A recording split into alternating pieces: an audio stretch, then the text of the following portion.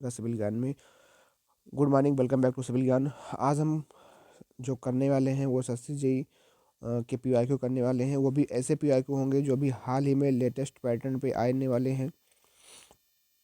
तो आप सभी को पता है कि अब आपका जितना भी एग्ज़ाम होता है वो सारा टीसीएस पैटर्न कराता है। तो अब ये वर्तमान में आपका, अगर आप 2023 की तैयारी कर रहे हो, एसएससी जी 2023 की तैयारी, तो आपको जानना जरूरी है 2022 में जो आपके 4 सेट बने थे उनमें कैसे क्वेश्चन आए हैं। तो ये आपके लिए बहुत ज़रूरी है। तो मैं सबसे पहले एक, समझ लीजिए, माइंड मैप तैयार कर रहा हूँ आप सभी के लिए। अगर आप लोग 2023 की तैयारी कर रहे हो तो उसके लिए एक प्रकार का माइंड मैप हमारा है कि सबसे पहले हम देखते हैं कि जो अभी हाल फिलहाल में जो आपके एग्जाम हुए उनके प्रीवियस क्वेश्चन या कैसे उन्होंने सेट किया। बहुत क्या टीसीएस पैटर्न बहुत ज़्यादा टफ होता है, ये सब बहुत लोगों में जो एक र्यूमर फैला हुआ है यार कि टीसीएस पैटर्न आखिर होता क्या है।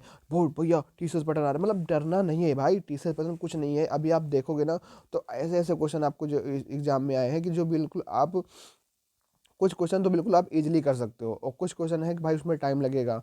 तो ऐसा ही पैटर्न होता है टीसीएस का। तो अब आपको क्या है, एग्जाम हाल में ऐसे क्वेश्चनों पर टाइम नहीं देना होता कि जो क्वेश्चन आप नहीं कर पाते। पर आप लोग, हम लोगों की गलती क्या होती है कि हम लोग उन्हीं क्वेश्चन को करना चाहते हैं। तो इस बात को समझना है और आप लोगों को सपोर्ट करना है यार। एसएससी जी 2023 की तैयारी की हम पूरी रणनीति तैयार कर रहे हैं। अगर आप ये जितना भी हम पीआईक्यू करा रहे हैं 2022 के 4 सेट कराएंगे, अगर आप इसको पूरा देख लेंगे तो आप जब 2023 की तैयारी के लिए हम जो रणनीति बनाएंगे ना, जो बनाए हुए हैं, अगर आपके सामने हम लेकर आएंगे तो आपको काफ़ी अच्छा लगेगा। बस आपको क्या करना है, आधा घंटे की 40 मिनट की जो भी क्लास होगी, बस ये समझ लो हमको पूरा पीआई को देखना है कि प्रीवियस ईयर पेपर में कैसे क्वेश्चन आए हैं। तो उस हिसाब से हम जो रणनीति बनाएंगे ना 2023 में, कोई हमको रोक नहीं पाएगा सिलेक्शन लेने से। बस सिवाय, पर आपको देखना है कि कैसे कैसे हमको करना है। बाकी आगे बढ़ते हैं। तो भैया आगे बढ़ने से पहले बता दें कि यूपीएमआरसी जेई का भी हमने पूरा फुल सोल्यूशन करा दिया है। अगर आपने यूपीएमआरसी जेई के पूरे फुल पीआईक्यू ना देखे हों कि हाँ 90 क्वेश्चन जो जेई लेवल में आया था किस तरीके से था, अगर ना देखो तो उसको बिल्कुल जा करके ज़रूर देखिएगा। और चैनल पे अगर नए हैं तो चैनल को सब्सक्राइब जरूर करिए, जो कि 2 तारीख को हुआ था। अब हम क्या करेंगे ना, मेरा एक प्लान है कि जैसे कोई एग्जाम होगा हम उसके पूरे फुल सॉल्यूशन को देख लेंगे।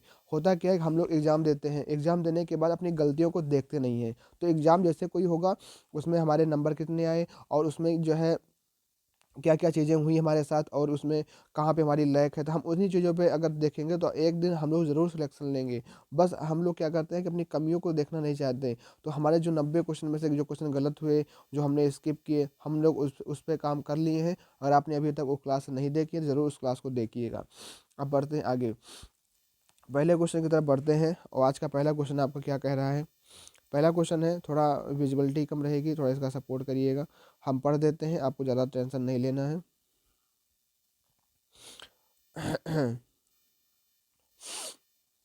पहला क्वेश्चन है कि value of maximum maximum shear force आपको निकाल के बताना है। Value of maximum maximum shear force in rectangular section of beam having depth, मतलब कि आपके कोई एक रेक्टेंगुलर सेक्शन ऐसे है, ठीक है, जिसका डेप्थ डी कितना आपका है, 150 mm है। अगले पेज ही बना लेते हैं, कोई दिक्कत नहीं है, ठीक है, टाइम बहुत है अपने पास। तो इस क्वेश्चन में क्या पूछा गया है कि एक आपका रेक्टेंगुलर सेक्शन है जिसकी डेप्थ जो डी आपकी है वो आपकी है 150 mm। क्वेश्चन में क्या है, 150 mm है, ठीक है, और उसकी विथ वहाँ पे नहीं दे रखी है, ठीक है। और क्या दे रखा है, और आपको मैक्सिमम शेयर फोर्स दे रखा है 50 kN का। मैक्सिमम जो शेयर फोर्स दे रखा है कि मैक्सिमम शेयर फोर्स जो आपका है वो 50 kN का आपका मैक्सिमम शेयर फोर्स है। और उसके साथ ही साथ में आपको मैक्सिमम जो परमिजिबल स्ट्रेस टाउ मैक्स की वैल्यू है वो भी दे रखा है। कितना दे रखा है, तो वो दे रखा है मैक्सिमम परमिजिबल स्ट्रेस की वैल्यू 5 MPa। चलो भैया हम इसको भी लेते हैं 5 MPa। अब क्वेश्चन में क्या पूछा है कि क्वेश्चन में पूछा है कि उसकी विथ कितनी होगी ना, विथ ही पूछा है। हाँ, value of maximum shear force in rectangular section having beam having depth इतनी, कैलकुलेट द, देखो यहाँ पे, देखो यहाँ पे पढ़ लो आप लोग, यहाँ पे देखो लिखा है कि calculate the width of beam निकालो। तो हमको विथ ऑफ बीम निकालना है। तो आप सभी को पता है कि जब भी आपका कोई रेक्टेंगुलर सेक्शन होता है तो उसके लिए टाउ मैक्स होता है आपका, वो बराबर कितना होता है, 3/2 ऑफ टाउ एवरेज। तो टाउ मैक्स वैल्यू अगर 5 MPa लें बराबर 3/2, और टाउ एवरेज जो होता है shear force upon area, shear force कितना है 50 का, 50 × 10⁻³ divide by area B into D. अब यहाँ डी का मान कितना रखोगे, 150 रखोगे। अब इसको कैंसिल आउट करोगे तो यहाँ से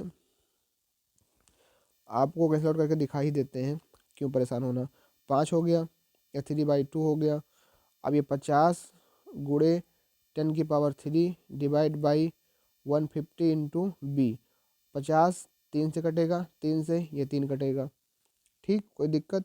और 5 दूनी 10, 5 दूनी 10, 10 इंटू बी बराबर 1000, 1 से 1 कटेगा तो बी इक्वल टू 100। तो यहाँ से बी का मान कितना आ गया आपका, 100 mm बी का मान आ गया। तो इस तरीके से क्वेश्चन को करना था। आप देखोगे इसके विथ हाफ सेक्शन में 100 mm आपका यहाँ पे आ भी रहा है, 100 mm आपका जो है आ रहा है। तो ये आपका ऑप्शन नंबर ए यहाँ पे क्या हो जाएगा, आपका राइट आंसर रहने वाला है। तो अब देखो ऐसे क्वेश्चन क्या होते हैं तो आसान है, पर एग्जाम हाल में जैसे हम ऐसे क्वेश्चन को देखते हैं हमारा दिमाग चकरा जाता है। तो अगर हम आप लोग क्वेश्चन को एक बार देखे रहेंगे तो ज़्यादा कुछ क्वेश्चन में टफ नहीं है। देखो जिसने भी केस को ऑप्शन को चूज ही नहीं किया, नहीं करेगा भाई ऐसे क्वेश्चन को तो हमको क्या करना है कि हमको क्या करना होगा कि ऐसे क्वेश्चनों की पकड़ बनानी होगी, तभी हम एग्जाम में अच्छे से अच्छा नंबर स्कोर कर पाएंगे। अगर आप पहले से, अब होगा क्या कि आपने जो एग्जाम हुआ आपने उसको देखा ही नहीं, तो आप कैसे अच्छा स्कोर कर पाओगे। आगे बढ़ते हैं अगले क्वेश्चन की तरफ। अगला क्वेश्चन है आपका इरिगेशन से क्वेश्चन है आपका। इसमें पूछा गया irrigation is necessary in an area, जो हमारी सिंचाई होती है वो किस एरिया में या किस एरिया में बहुत ज़्यादा आवश्यक होगी, कहाँ पे। तो हिंदी तो ही है कि इरिगेशन इज नेसेसरी, इरिगेशन आवश्यक है इन एन एरिया, कौन से एरिया में। पहला ऑप्शन दिया कि rainfall is uniform through out the year, भाई जहाँ पे रेनफॉल पूरे साल हो रही है क्या हमको वहाँ पे इरिगेशन करने की आवश्यकता पड़ेगी, वहाँ तो प्राकृतिक तरीके से आपकी नेचुरल सिंचाई हो ही रही है, तो हमें हमें क्यों वहाँ पानी देने की आवश्यकता पड़ेगी। तो ऑप्शन ए तो आपका नहीं होगा इसका आंसर। अगला है rainfall is highly erratic and irregular, ये हो सकता है। लैंड इज वाटर लॉग्ड, अगर कोई आपकी लैंड है जो कि वाटर लॉग्ड है, मतलब कि अवेलेबल पानी वहाँ पे है, तो हमको क्या वहाँ पे सिंचाई की आवश्यकता पड़ेगी, बिल्कुल नहीं पड़ेगी। There are inadequate drainage facility, मतलब जहाँ पे कोई ड्रेनेज हो ही नहीं रहा है तो वहाँ पे क्या हो सकता है, नहीं पड़ेगी। तो कह रहा है rainfall is highly erratic and irregular, मतलब ऐसे एरिया में जहाँ पे आपका रेनफॉल का कोई टाइम ड्यूरेशन नहीं है, कोई इरेगुलर पैटर्न नहीं है कि हाँ यहाँ बारिश होगी या नहीं होगी या कब होगी, तो उस एरिया में हमको क्या करना पड़ता है, हमको वहाँ पे इरिगेशन करना पड़ता है। तो आपका जो ऑप्शन नंबर यहाँ पे बी हो जाएगा वो आपका इस क्वेश्चन का राइट आंसर होगा। बाकी जो 3 और लाइनें दी हैं वो बता रही हैं कि वहाँ पे पानी तो पूरे साल भरा हुआ है, फिर एक बता रही है कि वहाँ पे वाटर लॉग्ड एरिया, फिर कह रहा है वहाँ पे ड्रेनेज कोई फैसिलिटी है ही नहीं। तो क्या हम ऐसे एरिया में पानी थोड़े देंगे, वहाँ तो अवेलेबल पानी ऐसे ही ऑलरेडी मौजूद है। तो हम लोग सिंचाई वहाँ करते हैं जहाँ पे पानी की कमी होती है। मान लो आपके खेत में आपने धान की बुआई की, अब बारिश नहीं हो रही है, तो बारिश अगर नहीं होगी तो आपको पानी अपने आप से देना पड़ेगा ना। तो बिल्कुल भाई, तो इस बात को आपको समझना पड़ेगा। तो अगला क्वेश्चन तब बढ़ते हैं। अगला क्वेश्चन है एज पर नॉइज पॉल्यूशन, तो ये आपका इन्वायरमेंट का क्वेश्चन है जो कि नॉइज पॉल्यूशन रूल्स 2000 के है। Permissible limit of noise during night time of residual area, आपको याद रखना पड़ेगा कि ये होता है 45, तो आपको याद रखना पड़ेगा। तो ये इसका पूरा चार्ट होता है, आपको इसको देखना पड़ेगा। जैसे मान लो अगर आपसे पूछा कि रूरल में कितना आपका जो नॉइज लेवल का बताया गया है, तो 25 से 35 होता है। कितना होता है, 25 से 35 रूरल एरिया में होता है। अगर हम बात करें सब अर्बन एरिया में कितना होता है, सब अर्बन एरिया में कितना होता है, तो आपका होता है 30 से 40 होता है। कितना होता है, 30 से 40 होता है। तो ऐसे करके पूरा चार्ट होता है। तो एग्जाम जाने से पहले ऐसे क्वेश्चनों को एक बार जरूर देख के जाया करो, क्योंकि ऐसे क्वेश्चन गलती होने के चांस ज़्यादा होते हैं, क्योंकि वहाँ वैल्यू याद नहीं रहती सही से। Use of hollow use of hollow pre cost concrete block in construction result, मतलब कि अगर आपका हॉलो प्री कॉस्ट कंक्रीट, मतलब कोई आप कंक्रीटिंग का काम कर रहे हैं और वहाँ पे जो कंक्रीट के ब्लॉक हैं वो हॉलो यूज कर रहे हैं, तो उससे क्या होगा, कंस्ट्रक्शन पर उसके ऊपर क्या रिजल्ट पड़ेगा। क्या उससे कंस्ट्रक्शन की डक्टिलिटी बढ़ जाएगी, क्या उससे लोड बेरिंग कैपेसिटी बढ़ जाएगी, क्या उससे इंस्ट्रक्शन कॉस्ट ऑफ स्ट्रक्चर बढ़ जाएगा। नहीं भाई, ऐसा नहीं होता। जब भी हम लोग होलो प्रीकास्ट कंक्रीट सेक्शन का यूज़ करते हैं तो उससे क्या होता है, उसका डेड वेट ऑफ स्ट्रक्चर कम हो जाता है। तो ऑप्शन ए यहाँ पे हो जाएगा, राइट आंसर हो जाएगा। अगले क्वेश्चन की तरफ बढ़ते हैं। अगला क्वेश्चन आपका है effective length of column about the X axis and Y axis are 3 metre and 2.75 metre respectively. If the size of column 400 to 600 mm, you classify the column long column, slender column, pedestal short column. तो जो classification of column होता है, तो आपको पता है कि सबसे पहले एक क्लासिफिकेशन तो आपको ये पड़ा होगा कि सिलेंडरनेस रेशियो के बेस पर, कि आपका जो सिलेंडर सिलेंडर सिलेंडरनेस रेशियो होता है, सिलेंडरनेस रेशियो जो आपका होता है जिसको हम लोग लेमडा से रिप्रेजेंट करते हैं, तो लेमडा क्या कहता है कि लेमडा कहता है ये effective divide by least lateral dimension. क्या? लीस्ट लेटरल डायमेंशन का मान अगर लेस देन 12 है तो क्या हो जाएगा आपका? शॉर्ट कॉलम होगा। अगर इससे लेमडा का मान ग्रेटर देन 12 हो जाएगा तो क्या होगा? वो लॉन्ग कॉलम होगा। तो पहले हम यहाँ पे पता करें एल इफेक्टिव कितना है। तो 3 मीटर है, मतलब एक्स के एक्सिस पे 3 मीटर है, तो आपका जो एल इफेक्टिव हो जाएगा, यहाँ पे आपका जो एल इफेक्टिव लिया जाएगा वो आपका लिया जाएगा एल एक्स वाला। तो एल एक्स कितना आपका है? 3 मीटर है। एम में करोगे तो हो जाएगा इतना 3000 mm आपका हो जाएगा। अब उसके बाद जो आपका लिस्ट लेटरल डायमेंशन है वो कहाँ से आती है? तो कॉलम का जो सेक्शन ऐसे दे रखा होगा, तो कितना दिया है? 400 इंटू 600। तो 400 मान लो ये आपका 600 है, ये आपका कितना है? 400 mm है। तो लीस्ट लेटरल डायमेंशन में जो सबसे कम होती है माप, वो कितनी हो जाएगी? 400 mm हो जाएगी। तो आप लेमडा निकाल लीजिए। इफेक्टिव 3000 डिवाइड बाई 400, तो 2 जीरो से 2 जीरो कैंसिल, 4 से 8 जब जब 7.5। तो कहीं ना कहीं आप देख रहे होंगे कि लेमडा का मान जो आपका है वो लेस देन 12 आपका आ रहा है, मतलब कि 7.5 जो आप आ रहा है ये आपका क्या हो जाएगा? शॉर्ट कॉलम होगा। क्या होगा भैया? शॉर्ट कॉलम होगा। तो ऑप्शन नंबर डी यहाँ पे क्या हो जाएगा? आपका राइट आंसर हो जाएगा कि आपका क्या है? ये आपका शॉर्ट कॉलम का आंसर है। ठीक है, इस बात को भी आपको ध्यान रखना होगा। तो उम्मीद करता हूँ समझ में आ गया होगा। जैसे भी मतलब आपको मतलब अगर आपको दे रखा है कि साइज क्या मान और लिस्ट मिल सकता है, तो आप लेमडा का मान वहाँ से निकाल सकते हो।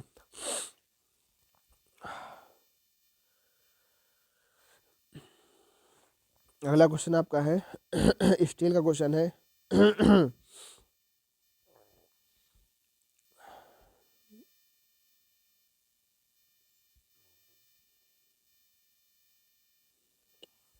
As per I S code 800/2007। तो जैसे ही आपको पता है कि एक आपका I S code 456, I S code 456 आपका एक 2000 होता है, जो कि किसके लिए होता है? आरसीसी के लिए जो होता है। और आई एस कोड 800 और 2007 जो आपका होता है वो स्टील के लिए होता है। किसके लिए होता है? स्टील आपका जो पढ़ते हो उसमें के लिए यूज होता है। तो यहाँ पे आई एस कोड 800/2007 आपको दे रखा है। कह रहा है कि the design bending strength of laterally supported beam is given. तो आपको बताना है लेटरली सपोर्टेड बीम के लिए कौन सा होता है। तो भैया जो डिजाइन स्ट्रेंथ एमडी की जो वैल्यू होती है वो आपकी होती है beta B Z P F Y gamma M naught. तो ये हम लोग जो स्टील में बीम का डिजाइन करते हैं तो वहाँ पे ये फार्मूला देखने को मिलता है design bending strength of the section के लिए। तो M D equal to beta B Z P F Y. तो आपका ऑप्शन तो ये हो जाता है। पर आपसे कोई पूछे कि यहाँ पे जेडपी क्या है, तो आपको बता देना है जेडपी जो आपका है वो प्लास्टिक सेक्शन मॉडुलस है। क्या है? प्लास्टिक सेक्शन मॉडुलस है। प्लास्टिक सेक्शन मॉडुलस है। और अगर आपसे कोई पूछे कि बीटा बी, तो बीटा बी की वैल्यू होती है 1.0। किसके लिए? For plastic and compact section के लिए। अगर आपका प्लास्टिक एंड कॉम्पैक्ट सेक्शन है उसके लिए इसकी वैल्यू 1 होती है। अगर आपसे कोई पूछे कि गामा एम नॉट यहाँ पे क्या है, भैया गामा एम नॉट आपका होता है पार्शियल सेफ्टी फैक्टर होता है। ये आपका है पार्शियल सेफ्टी फैक्टर। तो याद रखना पार्शियल फैक्टर है। बाकी आप लोग ये तो आपको जानते हो कि एफ आई आपका जो है वो यील्ड स्ट्रेस ऑफ मटेरियल है। Yield yield stress of material है। तो यहाँ पे आपको सब कुछ मालूम पड़ गया कि हाँ गामा नॉट को है, जेड पी क्या, एफ आई क्या, बीटा बी की वैल्यू क्या है। यहाँ पर क्लासिफिकेशन जब प्लास्टिक सेक्शन और कॉम्पैक्ट सेक्शन जब हम लोग पढ़ेंगे तो वहाँ पे हम लोग जानेंगे कि आपका सेमी कॉम्पैक्ट सेक्शन होता है, कि आपका प्लास्टिक सेक्शन है, फिर इलास्टिक सेक्शन जो वहाँ पे करेंगे। तो इस क्वेश्चन का जो करेक्ट आंसर होगा बल्कि फार्मूला ही है, आपको फार्मूला को ध्यान रखना है। अगले क्वेश्चन की तरफ बढ़ते हैं। अगला क्वेश्चन आपका है कि for the M20 grade concrete, मतलब M20 ग्रेड आप कंक्रीट के लिए और या फिर 415 आपका जो स्टील है उसके लिए जो आपका बैलेंस मोमेंट रेजिस्टेंस होगा कितना होगा। तो यहाँ पे आपको देखना पड़ेगा कि जो आपका बैलेंस मोमेंट जो आपका रेजिस्टेंस होता है जिसको हम लोग EMU लिमिटिंग से डिनोट करते हैं। तो EMU लिमिटिंग की जो वैल्यू होती है आपने अगर पढ़ा होगा किसके लिए, EMU लिमिटिंग की वैल्यू होती है एक 0.148 FE 250 के लिए। तो कितना होता है? 0.148 FCK BD स्क्वायर, ये आपने पढ़ा होगा। फिर FE 415 के लिए पढ़ा होगा 0.138 FCK/BD²। फिर FE 500 के लिए आपने पढ़ा होगा 0.133 FCK/BD², ये आपने पढ़ा होगा। तो अब आपको करना क्या है, क्वेश्चन में पूछा है FE 415 के लिए, तो FE 415 के लिए कितना होता है 0.138 FCK/BD²। पर इस केस में FCK की वैल्यू आपको दे रखा है, कितनी दे रखी है, देखो क्वेश्चन में आपको दे रखा है कितना, M20 के लिए। तो आपको यहाँ पे बस कुछ नहीं करना, क्या करना है 0.138 गुणे 20 गुणे B गुणे D² कर देना है। 2 अट्ठे 16, 2 3 6 7, 2 एकन्नम 2 और 0, तो 3 अंक वाला 1 यहाँ लग जाएगा, तो 2.76 BD² आ जाएगा। देखो किस ऑप्शन में आ रहा है इतना, 2.76। तो पहला ऑप्शन आपका है 2.76 BD², पहले ऑप्शन में ही आपका आ रहा है 2.6 BD²। तो क्वेश्चन नंबर 7 का जो आपका आंसर होगा वो आपका ए आंसर का आपका करेक्ट हो जाएगा। अगला क्वेश्चन की तरफ बढ़ते हैं। अगला क्वेश्चन है कि method of reciprocal lunging can be use in which of the following error. Surveying का क्वेश्चन है, इसमें पूछा है कि रेसिप्रोकल लंजिंग का यूज हम लोग कहाँ पे करते हैं, किस केस में करते हैं। फिर ऑप्शन 1 दिया obstacle in chaining but not ranging, obstacle by building, obstacle by a river, obstacle to ranging but not changing. तो पहले समझ लीजिए कि जब रेसिप्रोकल लेवलिंग हम लोग करते हैं तो कहाँ पे करते हैं। आपको ने देखा होगा कि जो रेसिप्रोकल आपकी लेबलिंग हम लोग करते हैं वो यहाँ पे करते हैं। जैसे मान लो बीच में कोई आपका बड़ा सा पौंड आ गया या कोई तालाब आ, कोई आपकी झील आ गई, और हमको यहाँ से इस इस इस तरफ से लेकर के यहाँ तक हमको चेंजिंग रजिंग करनी है, तो हम लोग यहाँ पे एक अपना एक लेवल स्टाफ रख देते हैं, डंपी लेवल को, और फिर आपका एक साइड यहाँ पे रख देते हैं स्टाफ को, और एक बार स्टाफ को यहाँ रखते हैं, फिर यहाँ रीडिंग लेते हैं और यहाँ पे रख करके यहाँ रीडिंग, दो रीडिंग लेते हैं एक ही पोजीशन से। फिर उसके बाद दूसरी रीडिंग लेने के लिए फिर यहाँ पे एक बार स्टाफ को रखेंगे और फिर यहाँ पे रखेंगे, फिर यहाँ से रीडिंग एक लेंगे और फिर यहाँ की रीडिंग लेंगे। तो इस प्रकार आप देख रहे हो कि अब यहाँ से तालाब के अंदर तो हम लोग जा कर के चेनिंग तो कर नहीं सकते कि हम लोग चेन पकड़ करके जो है इसको नाप पाए, पर रेंजिंग कर सकते हैं ना। रेंजिंग में क्या होता है कि यहाँ से दृष्ट रेखा को यहाँ डाली जा सकती है, यहाँ से यहाँ डाली जा सकती है। तो ये कौन सा केस बन गया, मतलब कि आपका आप अगर देखोगे यहाँ पे तो किस में बाधा आ रही है, जो बाधा आ रही है ऑब्स्टेकल जो आपका आपको देखने को मिल रहा है, तो इन किसमें, चेनिंग में आपको यहाँ पे बाधा देखने को मिल रही है, बट नॉट रंजिंग में हमको कोई बाधा नहीं है, हम आराम से रंज अपना देख सकते हैं।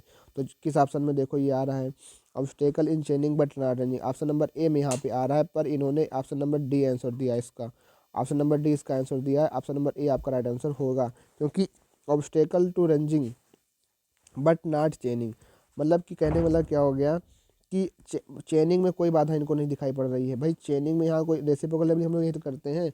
आपने देखा होगा यहाँ पे दो रीडिंग आती है, आप इस पे बहुत सारे आपने क्वेश्चन भी लगाए होंगे, तो आपने ये फार्मूला पढ़ा होगा, एक HB माइनस HA फिर प्लस यहाँ लगा के HB dash minus HA dash divide by 2 करके यहाँ पे डिफरेंस इनका निकल के आता है। तो ये आपका जो पढ़ा होगा यही इसी से निकल के आता है। तो आप यहाँ देखोगे कि क्या कहीं अब चेनिंग में कोई बाधा थोड़ी आ रही है, मतलब चेनिंग में तो बाधा यहाँ पे आ ही रही है, पर यहाँ पे कोई रंजिंग बाधा नहीं आ रही है। तो इस बात को आपको समझना है कि यहाँ पे ऑप्शन नंबर ए हो जाएगा। तो इस क्वेश्चन पे जो है आपको ऑब्जेक्शन करना था SSC के लिए, तो ऐसा क्वेश्चन था। देखो जिसने भी किया है ऑप्शन नंबर एक ही लगाया यहाँ पे है, तो मुझे तो यही आंसर लग रहा है। बाकी आप लोग भी एक बार क्वेश्चन को देखिएगा, आराम से पढ़िएगा, मुझे बताइएगा क्या मैं सही हूँ या नहीं। मुझे तो यही लग रहा है कि ए ऑप्शन इसका होगा, पर इन्होंने दिया है अपने रेफरेंस में डी ऑप्शन। अगला क्वेश्चन है a structure three through which discharge can be regulate is known an. तो एक ऐसा स्ट्रक्चर जिसके थ्रू आपका डिस्चार्ज रेगुलेट होता है उसको हम लोग रेगुलेटर कहते हैं। आपको पता है आरफिस क्या होता है, आरफिस के उसने एक बड़ी सी टैंक में गया, नीचे एक हल्का सा होल होता है जहाँ से आपका पानी बाहर निकल के आता है। ठीक है, तो ये आपका रेगुलेटर के बारे में बात करिए, ऑप्शन नंबर 3 यहाँ पे हो जाएगा राइट आंसर। अगला क्वेश्चन आपका कौन सा है, अगला क्वेश्चन आगे बढ़ते हैं।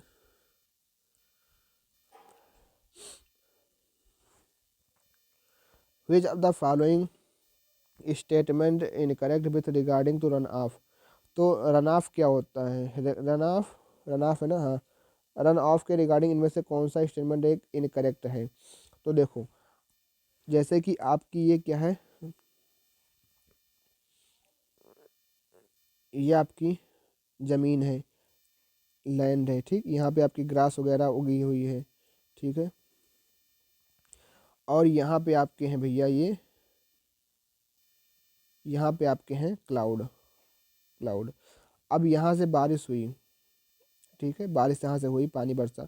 अब बरसने के बाद कुछ पानी तो इसके अंदर क्या करता है, इंटरपुलेट कर जाता है, इंटरपुलेट कर जाता है। और कुछ जो है वापस से वेपराइजेशन हो जाता है, कुछ इसके अंदर मतलब जो है इनफिल्ट्रेट कर जाता है, इसके अंदर रुक जाता है। और कुछ जो है तालाबों और गड्ढों में भरने के लिए, मान लो यहाँ कोई तालाब वगैरह है, तो यहाँ से ये पानी क्या करेगा, फ्लो करते करते करते करते बहता बहता पानी कहीं तालाब में इकट्ठा हो जाएगा। तो ये जो पानी फ्लोइंग करता है उसको हम लोग क्या कहते हैं, रन ऑफ कहते हैं। मतलब कि कुछ पानी तो जब पानी बरसा कुछ पानी इंटरफ्लोट कर जाएगा, और कुछ पानी जो है इनफिल्ट्रेट अंदर कर जाएगा, और कुछ पानी वेपराइजेशन ऊपर उड़ जाएगा। लेकिन कुछ ऐसा पानी होगा जो कि क्या करेगा, उस ज़मीन पर उस नाले कहीं पानी में कहीं कहीं बहने लगता है, तो उसी को हम लोग रन ऑफ कहते हैं।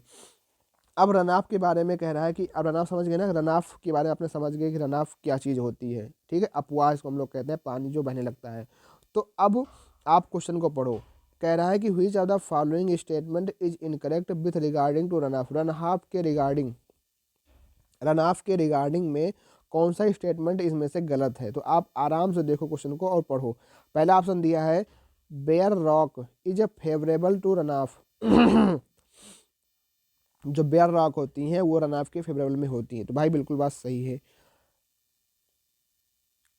और इसमें कहा steep slope increase run off, जो स्टीप स्लोप होती हैं, स्टीप स्लोप मतलब कि मान लो एक स्लोप ऐसा है, ठीक है, इसे पानी फ्लो कर रहा है। अब कोई ऐसा स्लोप है, तो अब बताओ यहाँ पे जब ऐसा कोई स्लोप होगा तो यहाँ जितना भी पानी बरस के नीचे गिरेगा तो उसकी उसकी जो पॉसिबिलिटी होगी ज़्यादा बहने के नीचे की होगी, कि बहुत कम पानी यहाँ रिस पाएगा क्योंकि स्टीप स्लोप है।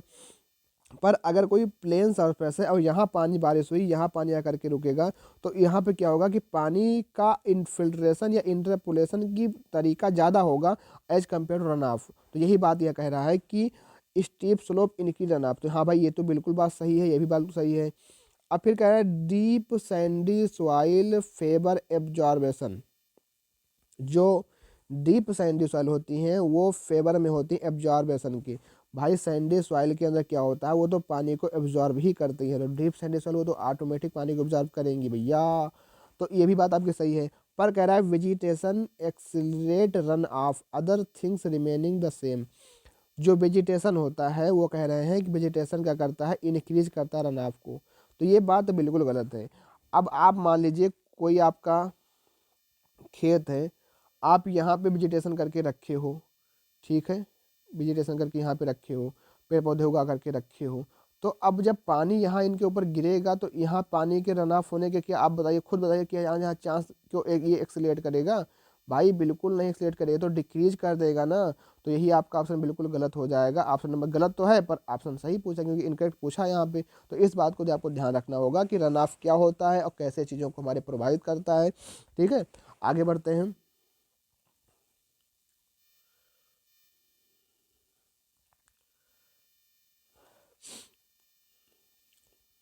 From the engineering point of view, sandstone and limestone belonging to which type of rocks, तो ये आपके सेडिमेंट्री रॉक्स में डिवाइड होते हैं।